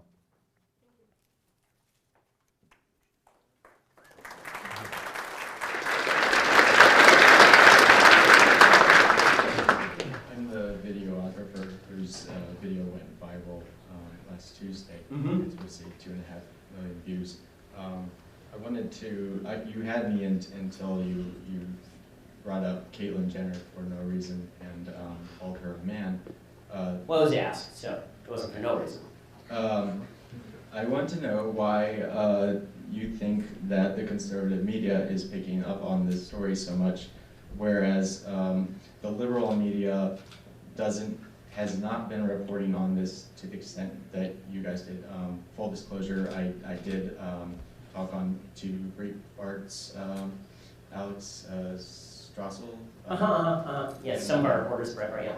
Yep, and that interview was a mistake. But I do want to know why you think that... Why the imbalance? Do you think that the conservative media is using this to push their agenda? Yes, and it's a factual agenda. So yes, I mean, of course. I mean, this is like, I'm not going to pretend that, I'm honest enough to acknowledge that everybody has a bias. And so obviously, people tend to push stories that back their points of view. It just so happens that this story backs the true contention that folks on the left want to shut down free speech and are not particularly interested in it when it conflicts with what they want. So yeah, I mean, there's a reason the left isn't going to pay attention to it, because it cuts against what they want to say. The left wants to say that offensiveness is a significantly more important, being non-offensive is a more important value than free speech. This is what they want to say. And the right says free speech is a more important value than non-offensiveness. So in that battle, your video was a perfect example of free speech. It was a clarifying moment. It was a clarifying moment for a lot of people who saw that for the left, non-offensiveness is more important than freedom of speech. Okay. Do you know why the conservative media has covered this story to a greater extent than Tim Wolf resigning? The only fallout from my video has been that Melissa Click has resigned from her journalism appointment. She's still on with the community. Well, I mean, I can tell you that Professor Click has become a meme in conservative circles. She has become the face of the American left fascist movement with her, you know, pointing at you to get out and calling for muscle against you. So, you know, the idea I don't think that the story is over for Professor Click. As far as the coverage of Tim Wolf, the reason that yours went viral is because this actually does not have to do with conservative versus left. There's just a difference between video and no video. Video is something people can watch. It's something people can share. This is why, folks, if you actually want to make a difference in the world, you all have cell phones. You're all journalists now. Congratulations. Go out, get a story. You can break it. It can become a big thing like this. Right? So that's really the moral of the story. Hey, Ben, we've got 7,000 concurrent viewers right now. Awesome. Oh, yeah, well, welcome to all the concurrent viewers.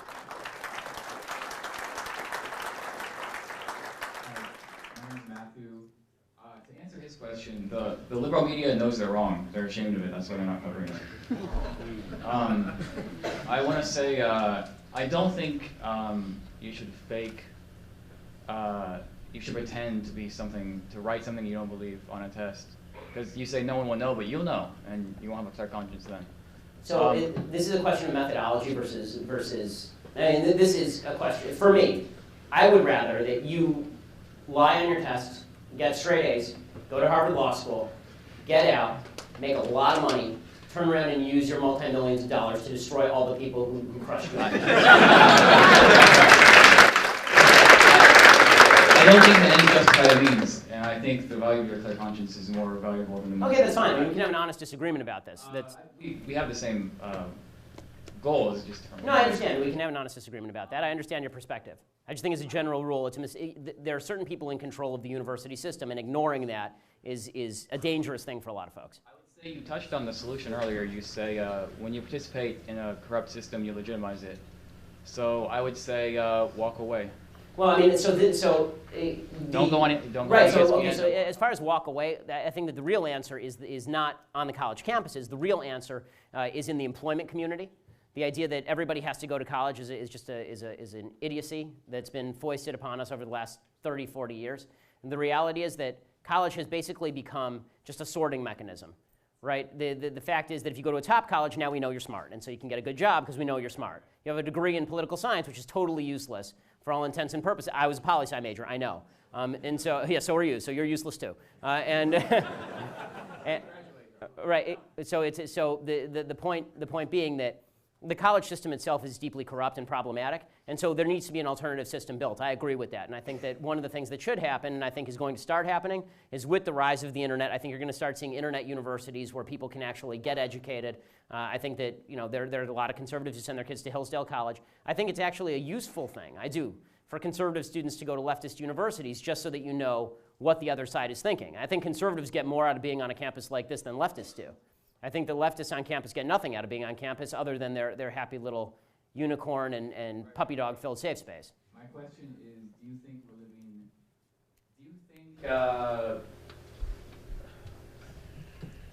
living in the end times? Like, I think we're living in the end times. No. I do. Okay, well, we'll have to disagree on that one too. Do I think, I don't foresee the asteroid coming. I may pray for it before the next election, but the sweet meteor of death, 2016. But no, I don't think that we are living in the end times. I'm not an apocalyptic thinker. Speaking of next election, this question really is unrelated, but yeah. I'm just curious, who do you think is the best president for America?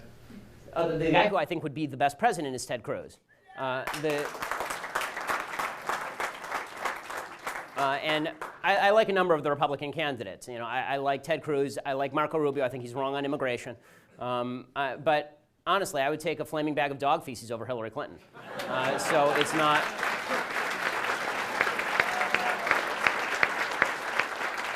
There's a very, very strong case to be made for an inanimate object as president. Everything would be pocket vetoed, no new programs. Everything would sunset. It would be the only thing you would need is just a mechanical hand to sign defense spending bills. But other than that, so it's. But I think there are a lot of good candidates who would be good presidents. Then there are some candidates who I think would be mediocre presidents, but better than Hillary Clinton, because that's just a truism. Anyone will be better than Hillary Clinton, except for Barack Obama. And so. That the usual follow-up question is, who do you think can win, right? Who do you think can beat Hillary Clinton? And I think it almost totally depends on the news cycle. I think that right now, if the election were today, any of the Republicans could beat Hillary Clinton, because as long as the news cycle is that there's a foreign threat that is a grave threat to the United States, Democrats lose. The typical political narrative in the United States has been Democrats saying the greatest threat to America is Republicans, and Republicans saying that the greatest threat to America is some foreign power, Soviet Union, China, Russia, ISIS, Al-Qaeda, right? And so when the American people believe that a foreign threat is the greatest threat, they vote Republican. When they believe Republicans are the greatest threat, they vote Democrat. And this is why Hillary Clinton, for example, in that first soporific Democratic debate, said that her enemies were the Republicans, right? Because she actually believes that. I think that Republicans should start basically saying the opposite. I think Republicans should recognize the truth, which is the truth is that the greatest threat to the continued power and prosperity of the United States is the Democrats. It's not ISIS, because the fact is that it's the Democrats that make ISIS possible. So we're the most powerful country in the history of mankind. It doesn't just go away overnight because you have a few barbarians at the gates. You actually have to weaken the internal structure of the country before the barbarians can enter the gates. Hi, my name's Ethan, and I just wanted to say thanks for, as you said, not giving a damn. Frankly, the only thing more important in our culture today than speaking the truth without expletives is just speaking the truth, period. So I appreciate it. Thank you. I have two questions. I'll try and keep them short. With the football team kind of boycotting their activities until Tim Wolf resigned, I'm not sure how much of a sports commentator you are. They suck. What? They're 5-5. Yeah. But with their boycott and then Pinkel's subsequent endorsement of that, although it wasn't, I believe, like a big impetus in Tim Wolf resigning, what kind of precedent do you think that sets for other, let's just say, revenue-producing groups on campus to basically extort their administration? Yeah, I've written a column. I think that college sports should basically go the way of the dodo bird. I don't understand why you're giving academic scholarships to people who have no intention of fulfilling their academic criteria, who see the scholarship as not enough and want to be paid. It's an academic institution. I don't know how these two things got linked. I mean, we all enjoy going to football games, but that's why I pay for NFL Sunday. Right? I mean, this is the idea that taxpayers, especially at state-sponsored universities, taxpayers are supposed to pay a portion of a salary that's $3.1 million in order so that you can have a football team for a bunch of people who, again, are going to major in phys ed, is just, it's nonsensical to me. It doesn't make sense as an academic institution, and it demonstrates where the real power base at these universities lies, which is kind of pathetic. And by the way, I do want to mention that, before we go further, just because I promised I would, the Mizzou CRs, for people who are watching also, the Mizzou CRs do have a GoFundMe page to fund future programming here. They need your money and they need your help, so go to their GoFundMe page and search for University of Missouri College Republicans and give them some money, because they could use it. They're obviously in over their heads here.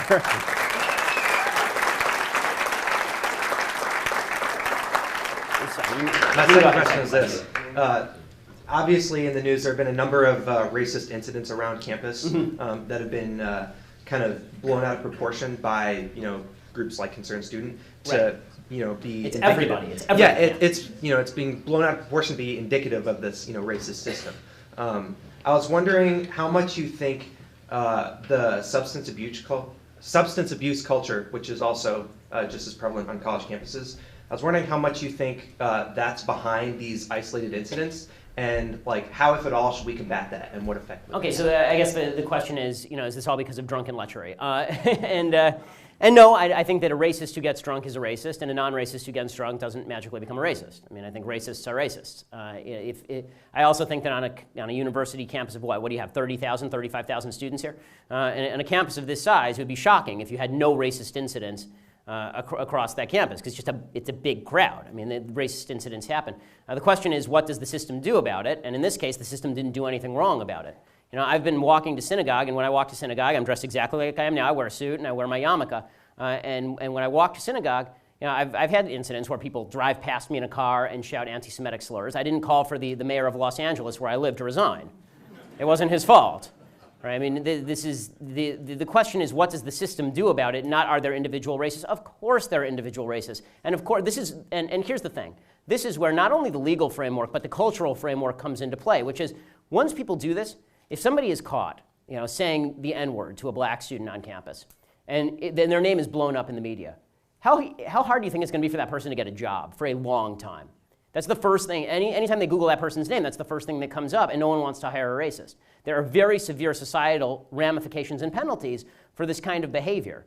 And I believe fully in the idea that the culture and the society should punish people who act badly. The idea that the administration is responsible for every little thing that goes on is this godlike view of government and the administration that I find personally reprehensible. Take responsibility for yourselves and recognize that individuals do bad things, and that's not always the fault of the people in charge.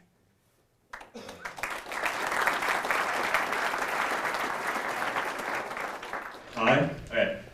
So I have a question. So what is your feelings on like social conservatism in politics today, like being anti-drug war, anti-evolution?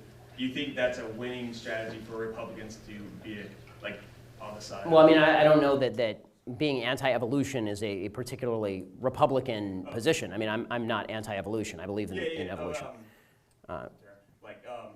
Anti-gay marriage, like pro-drug war, and kind of stuff that's... So to be fair, you can't ask me about the drug war because I'm actually personally pretty libertarian when it comes to particularly soft drugs like marijuana. So that's... And by the way, I've never smoked a joint, and I find people who do so gross, and you smell. So please don't. But I also think that the government sucks at everything, and obviously the war on marijuana has been a giant fail since anybody could get a baggie from their fifth grade friend. As far as social conservatism and what's the actual question? Do you think it's a winning strategy for the Republicans to be touting like, oh, I'm pro-drug war or? So okay, so two things. One, I don't define my morality based on winning strategy, meaning that I don't think that majoritarianism is not a substitute for values. If there are 5 people in a room and 3 of them vote for something evil, that doesn't make evil good. So I'm not a moral relativist. So if I believe in traditional marriage and that traditional marriage is more valuable to society on a not a religious level, on a purely secular level, that traditional marriage is a foundation stone of society, and homosexual marriage actually produces nothing of value to society. It may produce something of value for the individuals involved, but nothing for society at large. Then that's my view, and I don't really care what the majority has to say about that. And as far as pro-life, I feel the exact same way, which is if you're going to kill a baby, it's still incumbent on me to tell you to not kill a baby, even if you are going to pretend that the baby isn't a baby. I mean, there was a position in this country for a very long time where a majority of people in the country thought that black people were not humans and could therefore be kept as slaves. That didn't make it okay. It was still wrong. So, right is right and wrong is wrong. So I think as far as where do the American people stand right now, I think the American people are getting more pro-life. I think they're also getting more pro-gay marriage. So I think that my own perspective on same-sex marriage has been for years now that the government just ought to get entirely out of the business of marriage. That I have myself, I have two marital, and I'm a huge proponent of traditional marriage, and I'm not a proponent at all of homosexual marriage. I personally have 2 marriage certificates, right? I have my religious marriage certificate. It's called the ketubah, right? And it's a Jewish marriage certificate. And then I have my state marriage certificate. I don't care at all about my state marriage certificate. My Jewish marriage certificate I care about because it meant I could have sex with my wife. So that's, so my feeling is I don't understand what interest the state really has in traditional marriage at all, considering they've really effed it up in a lot of ways. And so, just get out. Because the problem is that once the state starts saying that homosexual marriage is on par with traditional marriage, now you get the problem of churches have to recognize homosexual marriages. Businesses have to recognize homosexual marriages. We're going to cram it down on you in your personal life if you personally disapprove. And that is a violation of both freedom of religion, freedom of association, and freedom of speech. Well, I guess, couldn't you, you don't have to go through a church to get a marriage license. Right, this is what I'm saying. If two gay guys want to go down to a liberal church and get a marriage license, I don't care. It makes no difference to me. Yeah. I'm not banning it. But is like, but I shouldn't have to bake a cake for their wedding. Yeah. Yeah, I agree. But kind of implied that like religious churches are involved when they aren't really involved. So is it? In what? I mean, religious churches marry people. This is what they. Yeah, yeah. But you said the states need to get out of, or the state needs to get out of. Right. The state needs to stop giving benefits for marriage and defining the nature of marriage. The state needs to get out of it because it's a losing battle. Hi, yes, I know this topic hasn't been touched on tonight, but global warming and the fact that the left will say that it's more important than the issues we're facing now with ISIS, right. Our crappy economy, and the fact that people say cows farting in a field are the cause of global warming. Mm-hmm. Okay, so when it comes to global warming, there are two issues. Is there such a thing as the greenhouse gas effect? The answer is yes. Is that something that is going to dramatically reshape our world? There is no evidence to show that it will. And is that something that we can stop? There's no evidence to show that we can. So, when it comes to we should all throw our cars in the river because we have to prevent the global temperature from rising a percentage of a Celsius degree over the next century, it seems to me a very godlike view of what human beings are capable of, particularly since the weatherman can't predict the weather tomorrow, but even climatologists can't predict 10 years from now. I mean, they still can't explain why there's been no warming trend over the last 15 years, right? There's been an absolute static trend with regard to global temperatures over the last 15 years. So I'm not in the mood for throwing out by the way, the one shot that poor people have of becoming rich in the carbon-based economy in order to prevent a slight rise in temperature. As far as the notion that climate change is more important than terrorism or the economy or any of this other stuff, this is Paul Krugman wrote a column yesterday saying exactly this. He said, Paris is bad, but we should really keep our eye on the ball, climate change. And I mean, you have to be highly educated to be this stupid.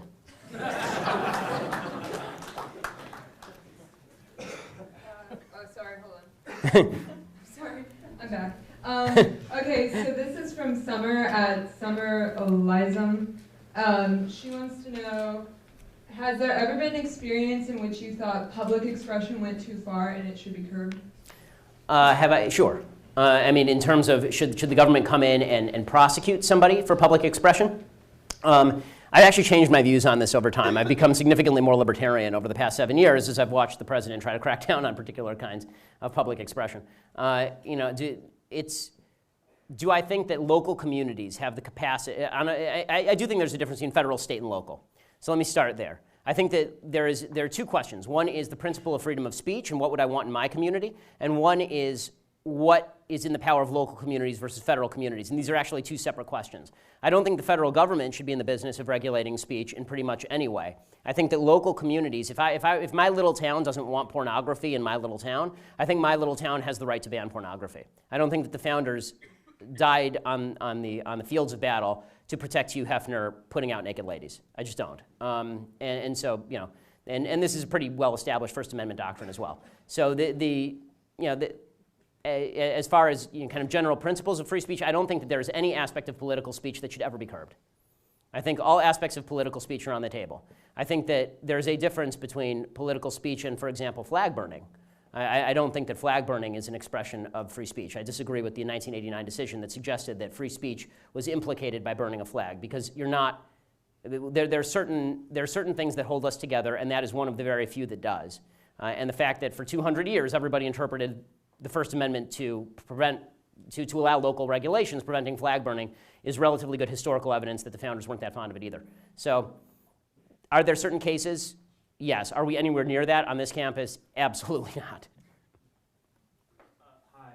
I would ask what you would say to some of the students who are kind of indifferent about what's going on, maybe not really far to the left or super far to the right either, and just kind of want to get their degree, get a good job, and move on with their lives. Kind of like the gentleman at Dartmouth who just said, when they were chanting Black Lives Matter in the library, he just said, "I'm just trying to study for a test tomorrow." Yeah. I mean, what would your suggestion be for those students? I mean, my suggestion would be, it's a perfect example, the one that you're using. My example would be, well, you're not getting to study, are you? Right? Meaning that you can try to stay apathetic. You can try to stay out of harm's way. You can try to avoid the battle. You can try to maintain your neutrality. You can try to say that I just want to live my life and be left alone. The left will not leave you alone. You are a tool. Okay, for the left, which is in search of utopia, every human being is either a tool or an obstacle.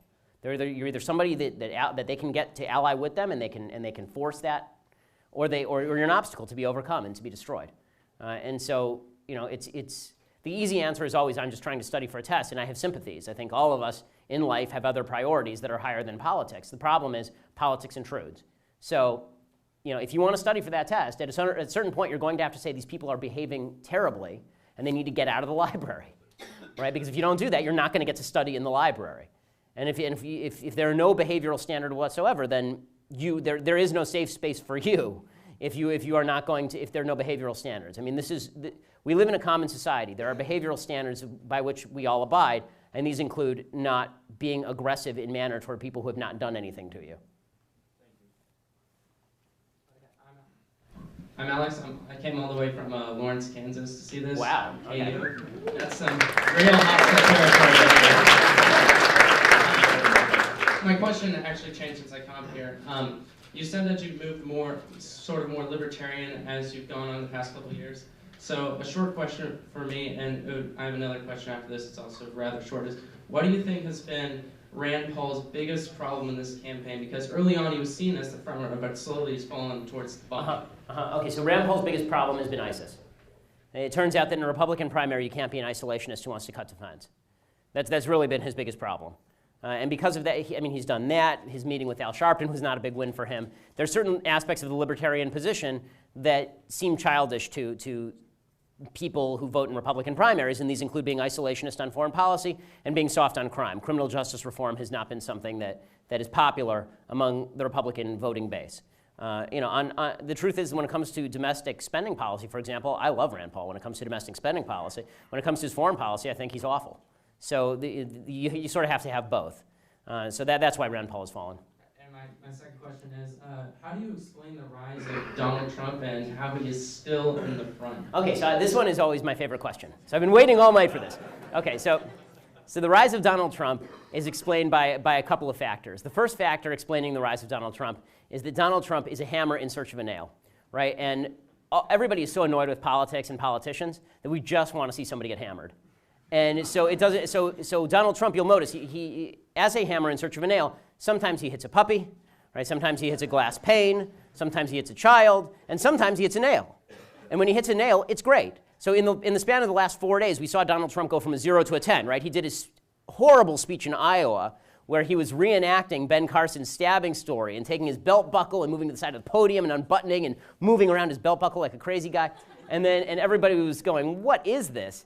And then 2 days later, or the next day actually, the Paris attacks happen, and he goes on national television and he's asked what he wants to do, and he says, I would bomb the shit out of them.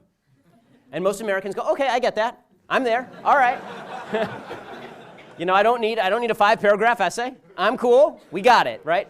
Trump has a gift for speaking at the lowest common denominator level, which actually it actually is a gift. I mean, it means that you communicate with the most people. And he also has a gift for the soundbite. Both for good and for bad. He is also a dramatic slap in the face to the Republican establishment. There's a whole side of Republicans who just say, you guys were trying to push Jeb Bush on us? Well, screw you. We're going with Donald Trump. And so, which is why all these outsider candidates are doing so well. So, I find Trump highly amusing as a candidate. I find him highly amusing as a person. Would I vote for him in a primary? No. Do I think that I will tell you one thing about Donald Trump. Donald Trump, there's a solid case to be made. This is not even meant to be funny. There's a solid case to be made that he has a better shot of being president than Marco Rubio. And the reason that I say this is because if you look at how Mitt Romney lost the last election cycle, he lost the last election cycle because 5 million white voters did not turn out to vote. Mitt Romney would have had to win. Everybody keeps saying, oh, Marco Rubio will win the Hispanic vote. You know what percentage of the Hispanic vote Mitt Romney would have had to win in order to win in 2012? He would have had to win, according to Byron York at the Washington Examiner, 73% of the Hispanic vote in order to win in 2012. So he ended up winning. I think the statistic was 27% of the Hispanic vote. So what's easier, winning 3% more of the white vote or winning 46% more of the Hispanic vote? And the answer is 3% more of the white vote. So who are these white voters who stayed home in 2012? The white voters who stayed home in 2012 were a bunch of blue-collar voters in swing states like Ohio, right? Who do these people like? Donald Trump. If you look at the polls, blue-collar voters like Donald Trump. In fact, there's another community that Donald Trump does particularly well, and that's the black community. If you look at the polls of Trump in the black community, he's edging on 20% in the black community, which is an unheard of number. It's unheard of. Trump also has the advantage of celebrity. I mean, you can't put it beyond that. I mean, if any other candidate without this level of celebrity did the things Trump did, he'd be done. But Trump's a big celebrity. Everybody recognizes his name. And what celebrity does, celebrity makes you feel like you know the person. And we all feel like we know the people that we watch on TV. There's actually a difference between movie stars and TV stars. My mom works in Hollywood. I have a lot of friends who work in Hollywood. One thing that's weird in LA is if you see a TV star, you're likely to walk up to them and say hello. If you see a movie star, you never will. They're sort of unapproachable because they're on a big screen, so you don't know them. But if you see him on TV, you're like, oh, I know this guy. I see him every single week. He's in my house all the time. Trump is like that, so people feel like they know him. So when he says something totally crazy, it's like if a friend of yours said something totally crazy, you're like, oh, that's just Lou. You know, Lou's always saying that kind of thing. He doesn't mean it. You know, Lou, he's a good guy. He just says crazy stuff. Whereas if it's somebody you don't know and they say, you know, the kind of stuff that Trump says, you go, oh my God, I could never vote for this person. I don't know this man. And he says these kind of things. So that's why Trump is seeing a significant amount of success. Plus, he has taken a very hard line on immigration, obviously. And that hard line on immigration is resonating with a lot of people who have seen not just a major political shift in the United States, but also see this as an actual security issue, which clearly it is. As someone pro-life, what would you say a good debate against someone pro-choice would be? What would be a good debate tactic against someone pro-choice? Show them a picture of a baby. End of story. Is that what you do? Yes. Yes, absolutely. I think that the idea that, you know, well, I was at the 2012 DNC, the Democratic National Convention, and it was a very bizarre experience because as I was walking around at the 2012 DNC, I walked past, there were a bunch of guys there, and they were wearing buttons that said, I love pro-choice girls. I can't imagine why. And so they're wearing these buttons around, and they were walking blithely past a giant display of people who were carrying, it was an anti-abortion protest. They're carrying all of the aborted fetus pictures. And being from LA, I always tend to think, oh, well, that's just uncouth. You know, why do we have to look at these pictures? They're gross. You know, that's uncouth. And then it occurred to me, screw uncouth, it's true. I mean, the fact is that people have a you ruined my day syndrome, which is they don't want to see things that are ugly in everyday life, and when you show them things that are ugly, they get upset. Well, you have to make people feel not morally superior for wanting to kill kids, and these are kids. I mean, Hillary Clinton's position, in the Democratic National Committee's position in this race, is that 1 minute before the baby enters the vaginal canal and the vagina somehow confers personhood on this baby, this is not a person. Right? This is the okay, I don't have to cite my own child as evidence to the contrary, but everybody's child is evidence to the contrary. I mean, the fact is, the abortion argument is a very simple one. You either believe this is a human life or a potential human life, or you don't. If you don't, then you can do anything you want with it. If you do, you can't do anything with it. I've heard many pro-life people in my house say that, you know, consensually, if they have a child and they say, no, I don't want to handle it, they can abort it. But what if the woman was raped? What if, you know, it was... Right, so the rape and incest question comes up a lot politically. And the answer is that rape is an unbelievable evil. And every rapist who is proven to have committed a rape should either be castrated or killed. Okay, this is the truth about what should happen to rapists. Now, killing babies is wrong. Okay, these are two separate questions. They have nothing to do with one another. Connecting these two things is like saying, I was raped, therefore I get to go shoot an unrelated person. That does not, this is not to say that it's not emotionally difficult and emotionally horrible and very challenging. And in fact, in Jewish law, and this is my own perspective too, is that if a woman becomes suicidal over this sort of thing, like if she's going to kill herself because she's so distraught over all of this, then the baby, in Jewish law, it's called becoming a rodef. The baby becomes a pursuer, and if you have to choose between the life of the mother and the life of the baby, you choose the life of the mother. So the mother's life is in danger, and that includes psychological distress to the point of suicide, but only to the point of suicide. But other than that, it's a human life. What are you doing? So and the two are unrelated. And it's just a way of, again, it's an emotional argument to muddy the waters because, I mean, it's amazing to me that the same people on the left who say, well, shouldn't a raped woman be allowed to abort her baby? These are the same people who want to release rapists from prison after 5 years. Right? If you really want to stop this from happening, here's a solution. Go prosecute, castrate, and kill rapists. That's a really good solution. I have another solution. Let women carry guns and train them how to use them. So anytime they're in a position of rape, they shoot the guy. The left's solution seems to be to stop the baby. My solution is to stop the rape. Okay, so just a little announcement.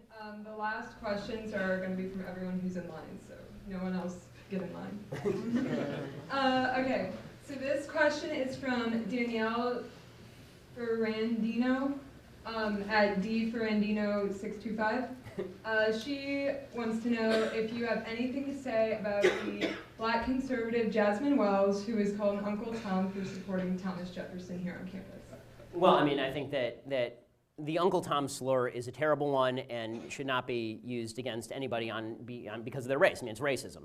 As far as the hatred of Thomas Jefferson, I like the ahistoric person. It's so funny. The left will constantly say, you know, with regard to people like ISIS, well, you have to understand the context. You always have to understand the context. When it comes to people like Thomas Jefferson, the context goes completely out the window. Thomas Jefferson would not have accepted Caitlyn Jenner as a woman, and therefore Thomas Jefferson was bad, right? So we use modern standards of what constitutes morality and completely ignore whatever was the common morality of the time. And believe me, for most of human history, there was a lot of bad morality that was prevailing. You know, Thomas Jefferson held slaves. That's an evil thing to hold slaves. Thomas Jefferson also signed into law the first law banning the international slave trade. Right? The fact is, everybody who likes to rip on Western civilization because of the practice of slavery, Western civilization is the only civilization that actually ended it. Right? I mean, the state of Saudi Arabia didn't outlaw slavery until 1962. 1962, right? I mean, your parents were born. You know, the kind of Thomas Jefferson must be run out of town on a rail. It's ahistoric. If we're going to rewrite history every generation, and the only good people are the people who were just born 5 minutes ago, right? Then we're never going to have any history that's worth revering or writing, and you can't throw the baby out with the bathwater. Every person has goods. Every person has bads. And to pretend that we have a tendency as humans just to paint everybody as a total saint or a total sinner, it's not true. People are sinners. People are saints. They're both at the same time. Question about foreign policy, since you mentioned like who you kind of support, who you disagree with, specifically having to do with the Middle East. What do you think should be done when you have radical groups like ISIS coming through, or you have dictators controlling countries, you could say legally because they were elected or took power? What do you think should be done? Should it just be, well, I'll just leave that up to you. What do you think should be done? What is in our interest? I mean, I mean this very seriously, meaning that if you believe that America is a beacon of liberty in the world, then strengthening that beacon is useful. Identifying allies that are helpful to us is useful. We can't invade every bad place on planet Earth. Obviously, there are too many bad places on planet Earth. We have to consider the costs and the benefits of each particular situation. You know, for example, when people ask what I would do about Iran, for example, well, what I say is that there is obviously an incipient democratic movement in Iran. We should decapitate the leadership. We don't need a full-scale war. Just kill all the leaders. We know where they live. I mean, what's wrong with this? I mean, and by the way, the idea that we can't, it's amazing to me that we still have this myth that we use, that we're anti-assassination, we won't kill any foreign leaders. Hillary Clinton sat on national TV and chortled about Muammar Gaddafi being killed, right? She sat there and she said, we came, we saw, he died, right? And she was laughing about it. The question is, what is in the interests of the West? Because the West is as the West grows and as the West power grows, the world gets better. As the West power diminishes, the world gets to be a worse place. So each situation sort of has to be judged on its own merits. If you're asking specifically about ISIS, I like Donald Trump's answer that we should bomb the shit out of them. I also am not averse. I'm not a fan of, I'm going to take certain abilities off the table. So when Barack Obama says there will never be ground troops, well, okay, so now they know there will never be ground troops, so they plan their strategy accordingly, right? They move in among civilians. They understand that we can't bomb from 30,000 feet because we'll kill a ton of civilians. This is what Hamas does in the Gaza Strip. So, you know, the answer on ISIS is this an important enough threat for us to go in and wipe them out? And once we've wiped them out, do we actually want to occupy the region? And I'm not averse to occupying the region. The fact is that the number of Americans who were being killed in Iraq by the end of the occupation was extraordinarily low. For all of the talk about the horrible, horrible Iraq War, between 3,000 and 4,000 American troops died during the Iraq War to defeat the fourth largest military on planet Earth and then clean up a country with one of the widest insurgencies on planet Earth. More people than that were killed in certain hours of the Civil War. So, President Obama the other day, he basically said that we only have two choices. We can either occupy for 100 years or we can't do anything, basically. We can do pinprick bombing. I don't think that's true. I think that you can do heavy bombing, number one. I think number two, you can cut off economic resources. I think number three, you can decapitate leaders that you don't like. And then if there's a bad leader who comes up in their wake, you kill that leader too. We have lots of bombs. But a realistic perspective on each individual problem is necessary. I don't think there's a blanket policy, in other words, that is available for every particular situation. Mr. Shapiro, my name is Victor Maggio. I'm a reporter from Chicago. I cover a lot of the shootings in Chicago. That's what I do. And I've been doing this since 2013. And I don't see Black Lives Matter anywhere in Chicago. I don't see them protesting. I don't see them acknowledging what's happening there. Shouldn't that alone delegitimize this group? Absolutely. Black Lives Matter is a joke. Black Lives Matter is a movement that is designed specifically and solely to crack down on political enemies of the left. The Black Lives Matter movement is a racist movement. If there were any converse movement saying white lives matter, everyone would recognize it as such. And again, the Black Lives Matter crew doesn't say that all Black lives matter. They say the only Black lives that matter are black people who are killed by white people, right, which is a tiny, tiny number across the United States. I mean, if we were to reverse the situation, significantly more white people are killed by black people every year than black people are killed by white people every year. But the reality is that if you actually want to make life better for if black lives actually mattered, there would be a few things that you'd want to do. The number one thing you'd want to do is stop aborting black babies. More black babies were aborted in New York City last year than were born in New York City last year. I mean, literally entire generations of black people have been wiped off the face of the earth by people who are getting abortions. The second thing that you would do is actually have a very heavy police presence in high crime areas, because that's the only way that you develop a culture of property ownership and investment that creates jobs, that creates better lifestyles for people. And the third thing that you would do is cut off benefits and diminish benefits for people making bad decisions. You don't incentivize people to have babies out of wedlock. Right? Our culture has now conferred hero status on people who put themselves in self-victimized situations. My wife is in medical school over at UCLA, and my wife has made a lot of good decisions in her life.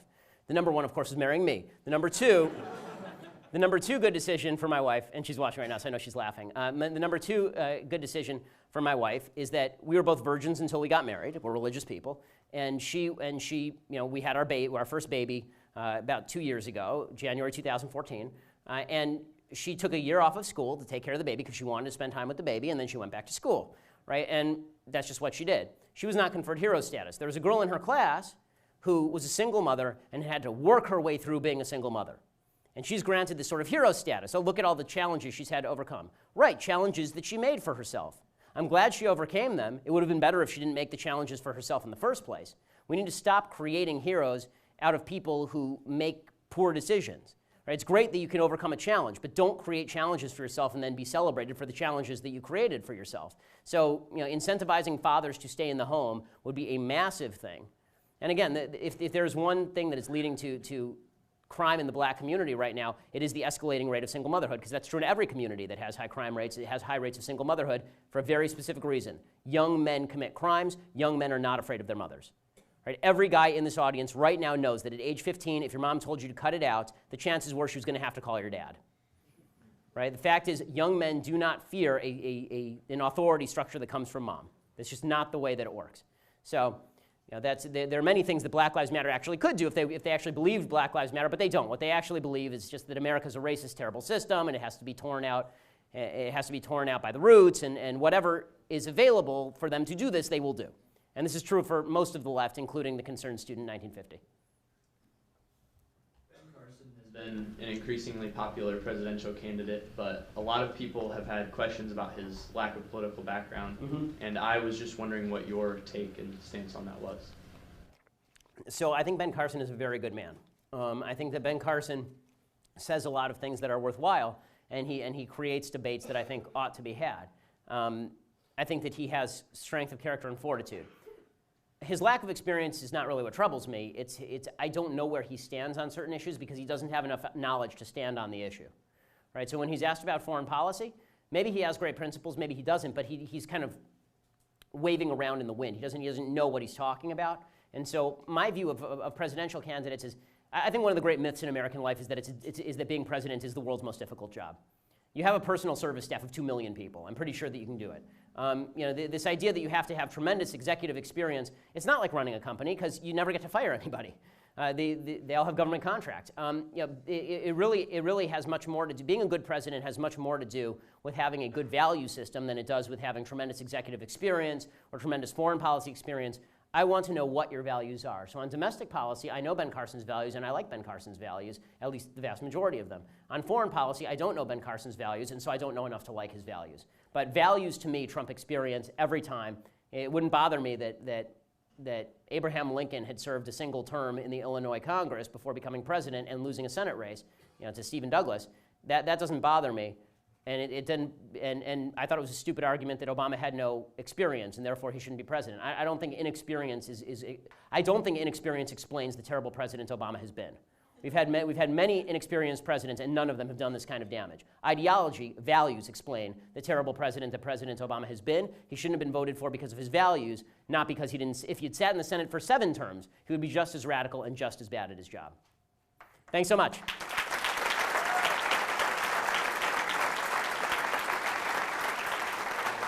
Appreciate it. Well, thanks so much.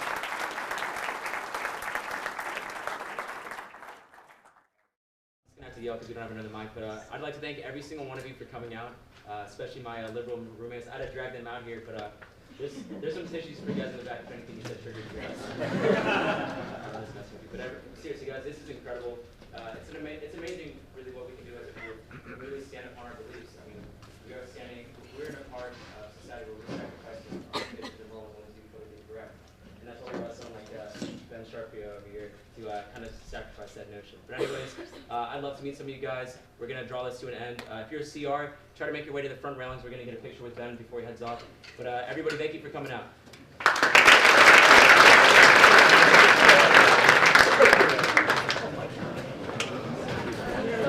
Yeah. Do you want to get a group? I don't think they mind if you wake up in a group photo. You would? No, you wouldn't. Everybody makes it clear.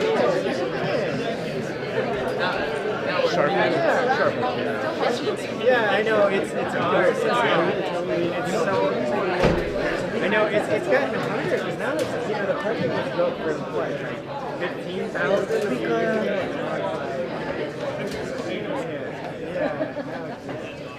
I kind of like it. I don't think I'll mind. I really don't. Okay. Well, no, thank you for coming. Yeah. Argue both sides, and it doesn't make sense that way. I'm not sure. That's the Young Americans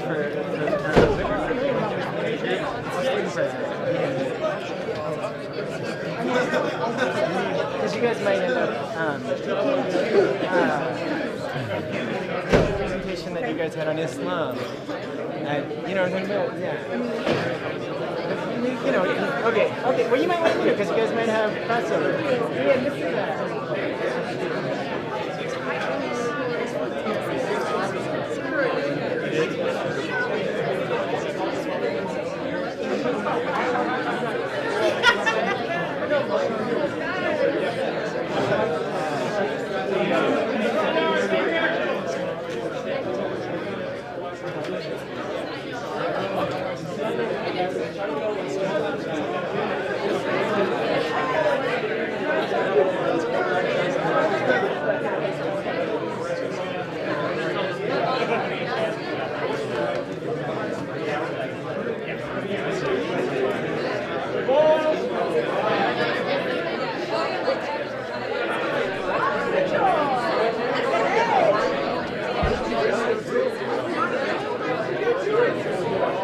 We were holding at about 7,000. Usually what that means is that we just put 7,000. So we were somewhere between, usually what that means over the overtime well, you can usually multiply it by 5 or 6. So you probably have like 20 to 50,000 in a year. I know the analytics are pretty soon, but it's not. It's a lot of years. That's a big number for a live stream like that. Check it out right now and see if we can. I don't know if the analytics will be available, but it's very good live numbers here. City at 7,000? We had 7,000 concurrent live viewers. Over the scope of the evening, usually multiplies like 5 or 6 tickets. Multiply it out.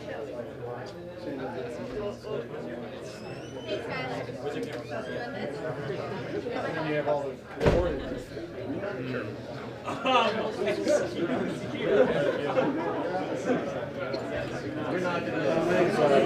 Luke Livingston.